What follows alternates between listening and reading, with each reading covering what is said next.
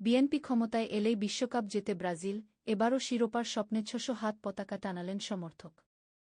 যতবার বিএনপি ক্ষমতায় এসেছে ততবারই বিশ্বকাপ জিতেছে ব্রাজিল।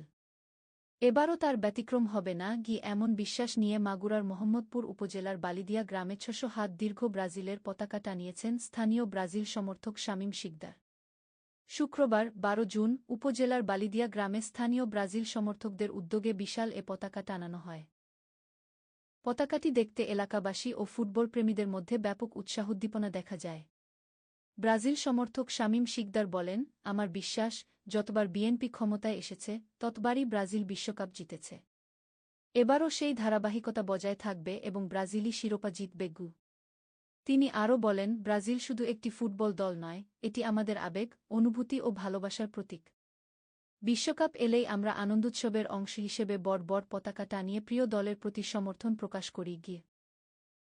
স্থানীয় আরও কয়েকজন ব্রাজিল সমর্থক জানান, তাদের প্রত্যাশা এবার শখ।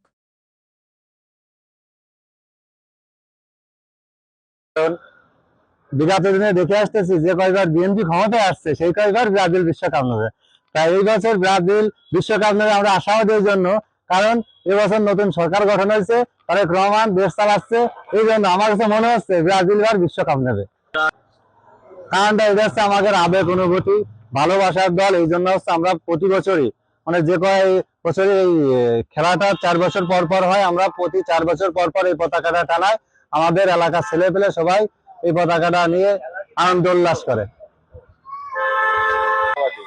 আশাবাদী, অবশ্যই আশাবাদী, আশায় বসেছে আশা। আমরা আশাবাদী ইনশাল্লাহ ব্রাজিল বিশ্বকাপ নেবে, বাকিটা উপর আল্লাহর ইচ্ছা। সম্পূর্ণ আশাবাদী, কারণ আমরাও চাই যে আর্জেন্টিনার সাথে আমাদের খেলা হোক, ঠিক আছে? তাহলে যে আর্জেন্টিনা ব্রাজিলের যে বিতর্কটা আছে না, এগুলো একটা সম্মুখে একটা সমাধান হয়ে যায়। আমরা আশাবাদী যে আর্জেন্টিনার সাথে আমাদের খেলা হোক। আমরা বেশি দেবো না, মাত্র 3 পিস দেবো, এর অতিরিক্ত কিছু দেবো না। 3 পিস দিয়ে আমরা শেষ করে দেবো খেলা।